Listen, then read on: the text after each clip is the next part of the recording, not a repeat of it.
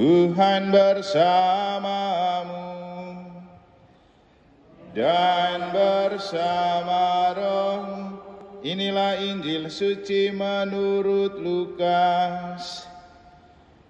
Dimuliakanlah Tuhan. Yesus berkata kepada murid-muridnya, apabila kalian melihat Yerusalem dikepung oleh tentara, ketahuilah bahwa keruntuhannya sudah dekat. Pada waktu itu orang-orang yang berada di Yudea harus melarikan diri ke pegunungan. Orang-orang yang ada dalam kota harus mengungsi, dan orang-orang yang berada di pedusunan jangan masuk lagi ke dalam kota. Sebab itulah masa pembalasan dan genaplah semua yang tertulis. Celakalah para ibu yang sedang hamil atau yang sedang menyusui bayi pada masa itu. Sebab kesesakan yang dahsyat akan menimpa seluruh negeri, dan murka akan menimpa bangsa ini.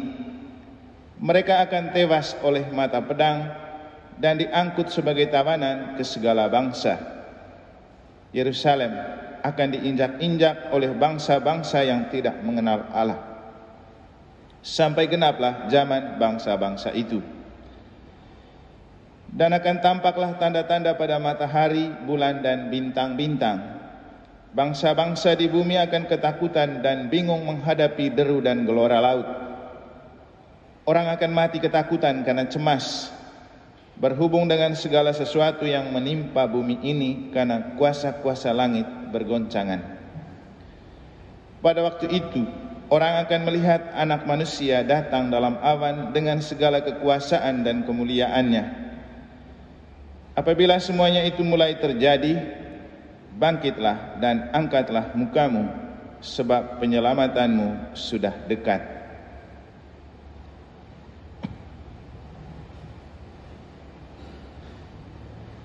Demikianlah sabda Tuhan.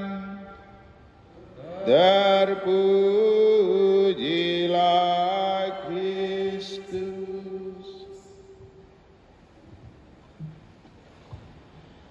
Apabila semuanya itu mulai terjadi, bangkitlah dan angkatlah mukamu, sebab penyelamatanmu sudah dekat. Bapak, Ibu, saudara-saudari, adik-adik dan anak-anak sekalian yang saya kasih dalam Tuhan, itu adalah kesimpulan yang disampaikan oleh Yesus dalam Injil untuk kita memaknai setiap pergolakan dan goncangan hidup yang ada di sekitar kita. Yang paling update mungkin adalah gempa bumi di Cianjur. Dan masih ada banyak juga persoalan-persoalan yang sedang meliliti kita, yang dengan cara itu Tuhan mau membangkitkan kesadaran kita tentang bagaimana kita menjalani dan memaknai hidup dengan menggantungkannya pada Tuhan, dengan memakai kekuatan iman. Bangkitlah dan angkatlah mukamu. Beberapa saat lalu saya menonton sedikit khotbah dari Paus waktu ia berbicara, memberikan renungan tentang bacaan Sakeus yang memanjat pohon hanya untuk mau melihat Yesus. Dia biasanya di Vatikan sebelum Angelus jam 12 siang, dia memberikan sedikit renungan tentang bacaan harian. Dan waktu itu dia coba memaknai kehadiran Yesus di hadapan Sakeus itu sebagai tatapan yang dahsyat. Sakeus menatap Yesus, Yesus menatap Sakeus. Yang ingin saya mau katakan kepada kita dalam konteks apa yang Yesus sampaikan dalam Injil itu adalah angkatlah mukamu dan bangkit dan angkatlah mukamu. Jadi Yesus ada di posisi lebih rendah dari Sakeus yang secara manusiawi pendek karena ia naik di pohon. Maka ketika Sakeus berada di posisi yang lebih tinggi, otomatis Yesus harus angkat muka begini. Apa artinya? Tuhan merendahkan diri untuk mengangkat harkat dan martabat manusia. Jadi Yesus mengangkat muka Sementara Sakeus yang pendek harus menunduk. Biasanya orang pendek yang mengangkat muka, orang tinggi yang menunduk. Tapi kali ini orang tinggi yang mengangkat muka, orang pendek yang menunduk. Artinya apa? Sakeus karena merasa diri sebagai orang berdosa, ia mencoba menatap Yesus dengan cara menunduk, walaupun ada di posisi lebih tinggi. Sebaliknya Tuhan ingin mengangkat harkat dan harga diri mereka yang dianggap berdosa dengan Yesus memandang ke atas. Saking berharganya manusia berdosa bagi Tuhan. Ini tatapan untuk membangkitkan iman. Jadi iman kalau mau bangkit harus angkat muka. Dan memang Bapak Ibu dan saudara-saudari, kalau kita lagi stres, lagi galau, lagi gabut, pasti kita banyak menunduk. Orang yang lagi dipenuhi dengan banyak persoalan dalam hidup pasti selalu jalan menunduk, duduk menunduk, dan lebih banyak tunduk. Saking tidak tahannya dia mengangkat kepala karena berat memikul banyak pemikiran, banyak pikiran, banyak persoalan. Jadi otomatis pasti dia selalu menunduk. Dan orang yang sering menunduk pasti punya banyak persoalan. Tapi orang yang selalu angkat muka, itu dia enjoy. Orang yang enjoy itu selalu angkat muka. Dia tidak peduli dengan apa yang terjadi. Bukan berarti dia tidak punya persoalan. Karena memang kalau kita terus menunduk, maka kita tidak akan mengalami perubahan peredaran darah. Sama dengan kalau kita lagi tegang, mungkin marah, mungkin diliputi oleh banyak persoalan, maka orang menganjurkan berdiri dan bergerak, melangkah, supaya darah yang terkumpul dan tersendat bisa berjalan lagi. Itu secara biologis. Jadi mengangkat muka itu untuk meringankan beban yang sedang memikul atau yang membebani kepala dan hati kita. Bangkit dan angkatlah mukamu. Sama dengan ketika Argentina kalah dengan Arab Saudi di pertandingan pertama, ketika banyak orang justru memfavoritkan Argentina sebagai tim yang akan menjadi juara dunia di Piala Dunia Qatar 2022. Ada banyak alasan kenapa mereka difavoritkan. Pemain bintang ada, pemain hebat ada, skill bagus semua ada. Maka ketika berhadapan dengan Arab Saudi dianggap underdog. Mereka di atas angin. Tapi ketika bermain, apa yang terjadi? Arab Saudi yang menang, mereka yang kalah. Tanpa sengaja tadi saya coba membuka YouTube dan persis saya mendapatkan sebuah ulasan tentang mengapa Argentina kalah. Jawabannya karena mereka tidak memenuhi janji di hadapan Bunda Maria Santa Perawan.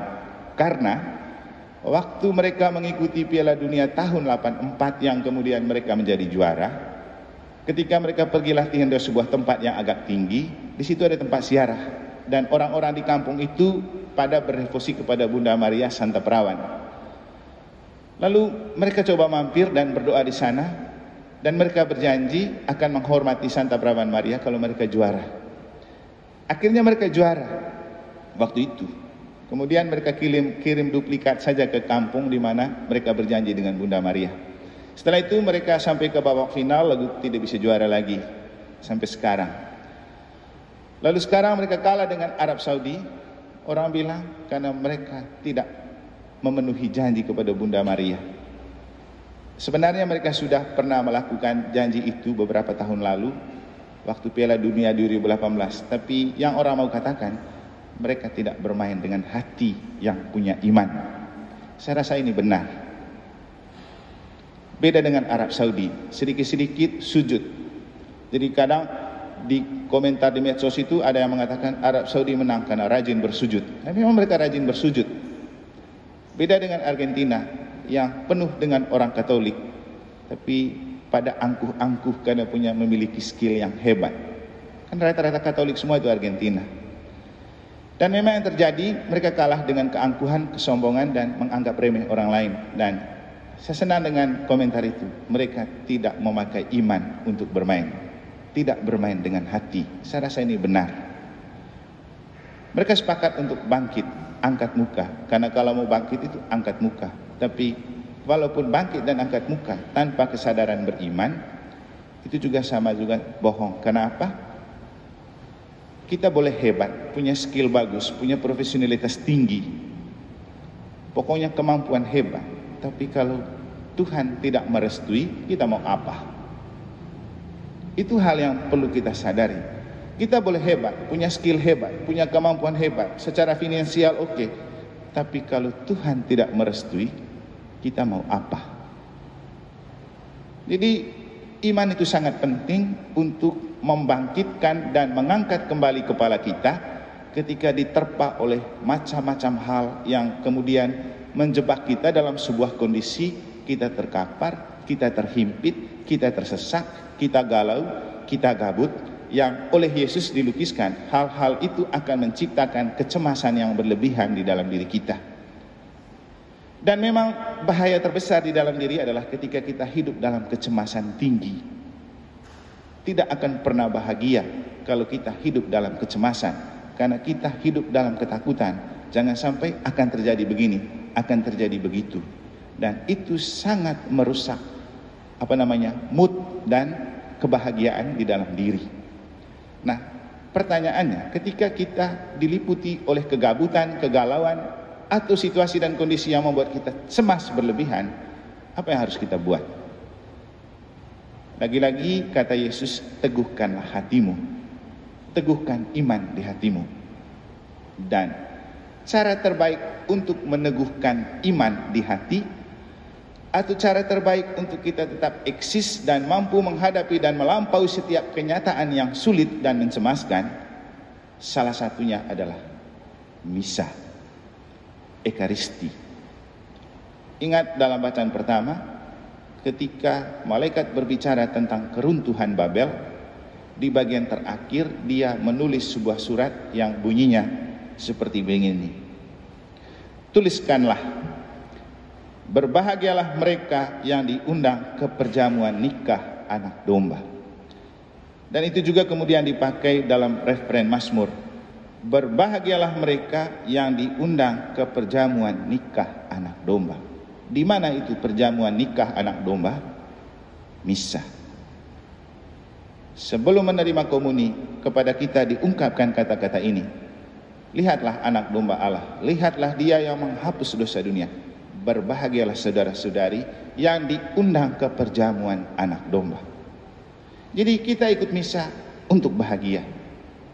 Kita ikut misa untuk memulihkan kembali beban-beban hidup yang sangat membuat kita menderita, cemas dan gelisah. Mungkin kita masih ingat minggu lalu ketika saya membuat khotbah dengan judul yang hampir sama. Hari sebelumnya saya kasih judul, misa itu obat bagi para pendosa. Ketika Yesus mampir di rumah Sakeus untuk makan perjamuan bersama. Jadi misa itu obat untuk para pendosa. Dan hari berikutnya saya kasih judul, misa itu penjernih dan pencerah hati dan pikiran. Kalau mau punya pikiran yang jernih, hati yang tenang, misa. Dan tadi di susteran, saya juga mengatakan kepada para suster dan 2 orang dokter spesialis bedah yang datang dari Semarang. Saya bilang, saya punya banyak pengalaman yang membuat hidup itu gaduh, gelisah dan cemas. Tapi kenapa saya suka rajin membuat misa? Karena itu adalah kekuatan terhebat yang bisa membuat saya mampu menghadapi apapun gejolak yang terjadi, dan saya tetap bisa bahagia di dalam apapun yang mungkin untuk orang itu menyakitkan. Kenapa? Lagi-lagi, misa itu momen Tuhan memberikan kita kebahagiaan. Setelah dapat baca kitab suci, kita dibilang berbahagialah Anda yang mendengarkan sabda Tuhan dan tekun melaksanakannya. Ketika mau terima tubuh Kristus, lagi-lagi dibilang berbahagialah Anda. Jadi misa itu momen kebahagiaan itu dianugerahkan Tuhan kepada kita. Saking Tuhan prihatin dengan keberadaan hati kita yang mungkin galau, gabut, gelisah, cemas, tersesat, terhimpit karena banyaknya persoalan-persoalan dalam hidup. Mungkin kita masih ingat ketika Yesus mengatakan, datanglah kepadaku kalian yang letih memikul beban berat. aku akan memberikan rasa lega kepadamu dan bebanmu pun ringan. Bapak Ibu Saudara-saudari, bangkitlah, angkatlah mukamu ketika lagi gabut dan galau, karena sebentar lagi penyelamat akan datang menyelamatkan kita bila kita tetap standby dan stay on untuk berjalan bersama Kristus dan menjadikan misa sebagai perjamuan yang membahagiakan. Berbahagialah mereka yang diundang ke perjamuan nikah anak domba. Semoga kita mendapat kebahagiaan karena kita mengambil bagian dalam perjamuan nikah anak domba yang kita terima melalui perayaan Ekaristi Kudus ini. Semoga Tuhan memberkati.